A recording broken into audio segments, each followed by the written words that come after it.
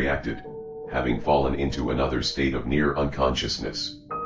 Ruth thought back to when James had first fallen ill. It seemed like a minor matter when he came in from the fields that afternoon, explaining that he was feeling weary and had to rest before finishing his work. He wound up spending all that evening and all that night in bed trying to recover from his bout of sickness.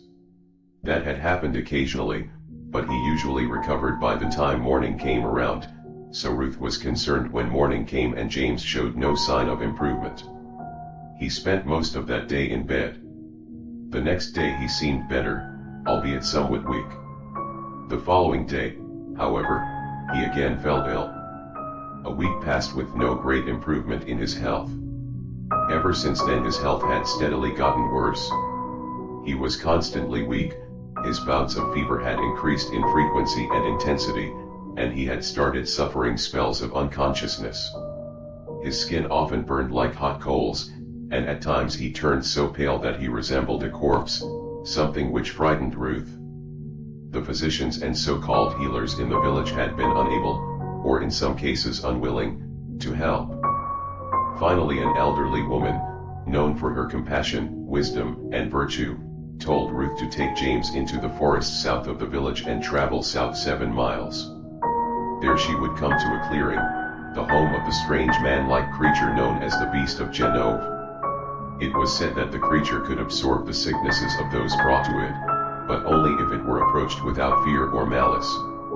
It was this hope that had caused Ruth to transport James out here. She cradled his head in her lap as she waited, all the while offering up prayers, trying to alleviate his symptoms, and observing their surroundings. She was reflecting when she heard a loud snap, like a branch had been broken. Startled, she looked in the sound's direction. After several seconds, she saw a form through the brush. It paused and then came into the clearing.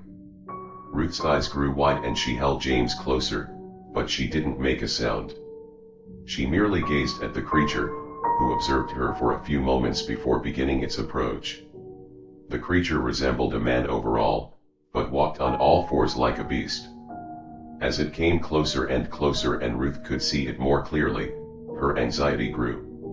The creature's human-like arms were twisted and adorned with spurs resembling fragments of broken bones jutting from the skin, and its hands and feet were backward. Its nails were like the claws on a bird's feet.